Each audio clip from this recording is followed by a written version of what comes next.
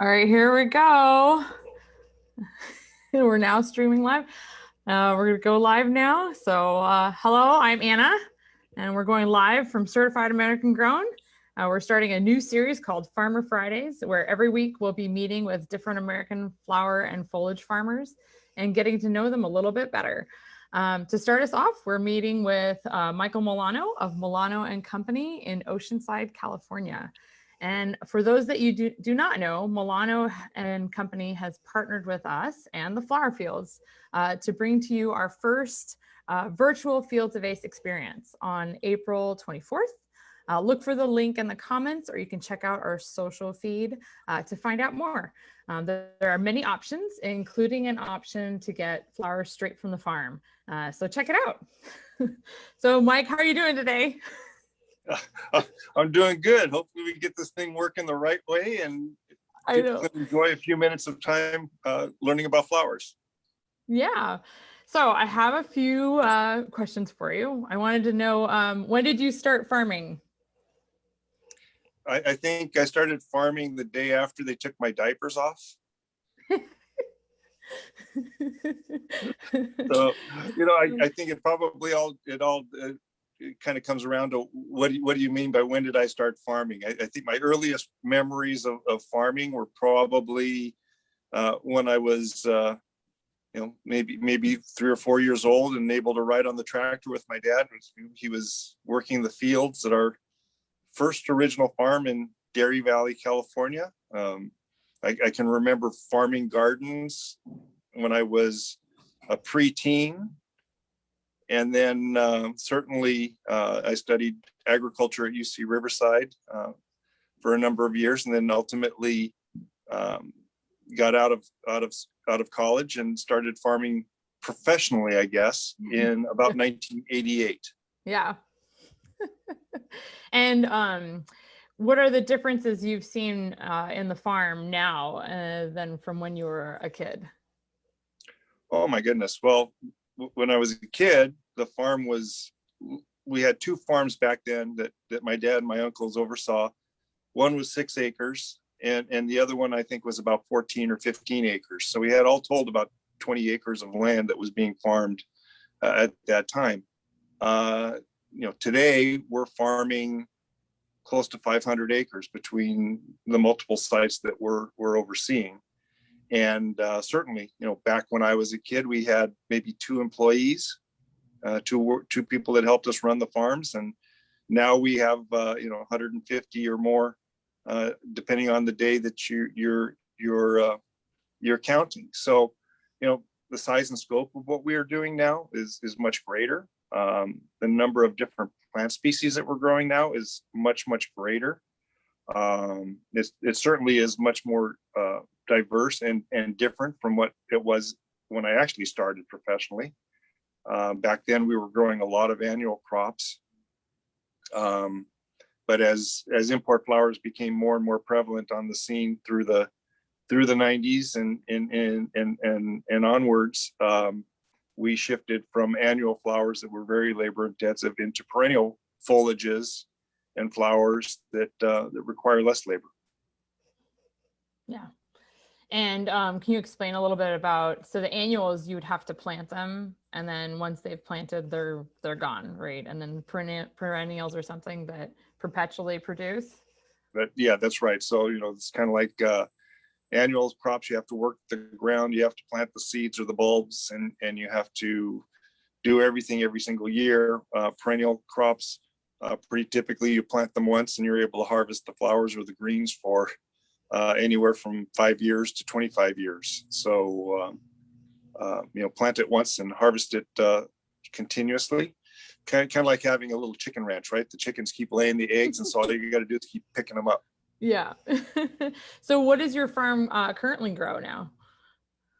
Oh boy, we probably have about 30 different things that we're growing, anywhere from about, I would say maybe a half an acre or an acre crop of crispidia, all the way up to the larger crops, which are 50, 60 acres, heavily into the foliage category, but a lot of myrtle, a lot of pit, a lot of ruscus, And then of course the flower fields where we grow the ranunculus, and that's really one of the still the single largest annual crop that we're growing, and that's about 50 acres of ranunculus that come into bloom in March and April. Yep.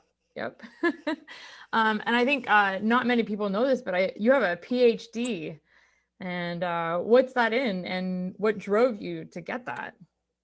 Well, you know what PhD stands for, right? It's called piled higher and deeper, and so I think I have a PhD in plant pathology, which is the study of diseases of plants. When I was in graduate school, I specialized in DNA technology, so I did a lot of gene cloning and DNA sequencing and splicing, and the things that I got my degree doing back then took me 3 years, and now you can do it in about 15 minutes in a machine. So yeah. I'm kind of obsolete when it comes to that neck of the woods, but no, certainly I got into graduate school at the time. I wanted to continue my education. My uncle also has a PhD, and he inspired me to do that. And then for a time there, as I was wrapping up, I was contemplating whether I wanted to continue in the academic route and become a professor and work on a campus, or whether I wanted to get back into farming. And ultimately decided that I wanted to be back in farming, and been doing it ever since. Yeah, and your farm is a family farm, and it's multi-generational and very large. What are some of the steps your family takes to ensure the success of the business?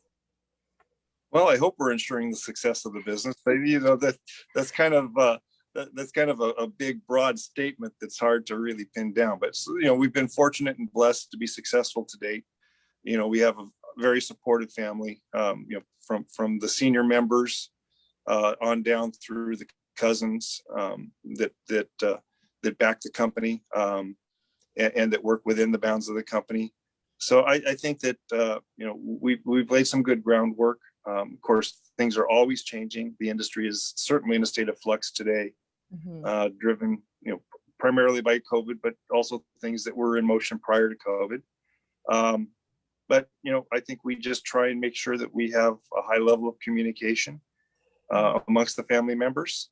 We've built a really good operational team that makes the company work and function well, and so that's a big help to keep things intact. But certainly, we have a formalized board, and we do regular planning and organizational and discussions to make sure that the family all understands and is on the same page, and committed to the direction that we're going. Yeah, that sounds good. And then you've been extremely active in the creation of Certified American Grown as an independent organization, and even when it formed under the commission. What motivates you to being involved in that? You make me do it. Yeah, I know, but No, I just think that I've always been a believer in the common good, in that we collectively are stronger working together on common goals than individually. And certainly there's no doubt that we can accomplish more and be more impactful by cooperating and finding that common ground. And that really inspires me. Maybe it carries me back to my education a little bit, but it's the opportunity to give back. And to help build a bigger future and better future for not only our family, but for all the farming families that are out there. And I just view it as an obligation to try and make that happen, and do everything within my power to rally the industry and to bring us all together to move it forward.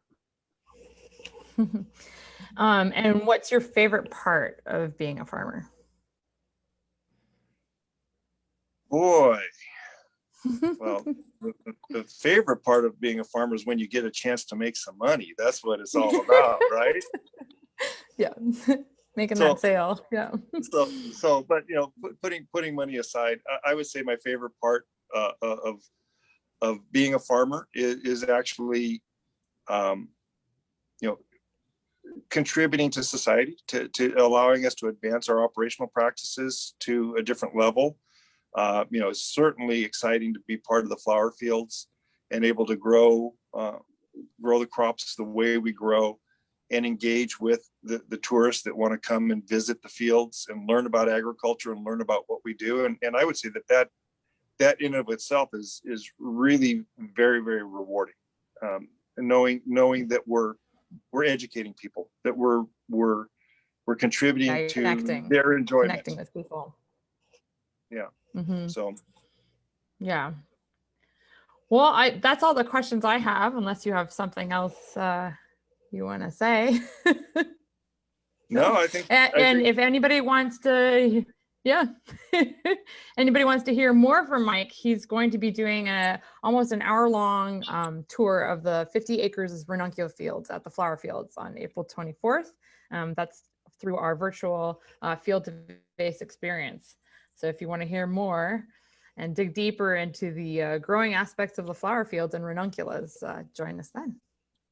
Well, I might even have Mike. my haircut by then. So Maybe. thanks a lot. All right. Thank you, Mike. Have a good All right, afternoon. Thank you, everyone. Bye-bye. Bye. Bye-bye.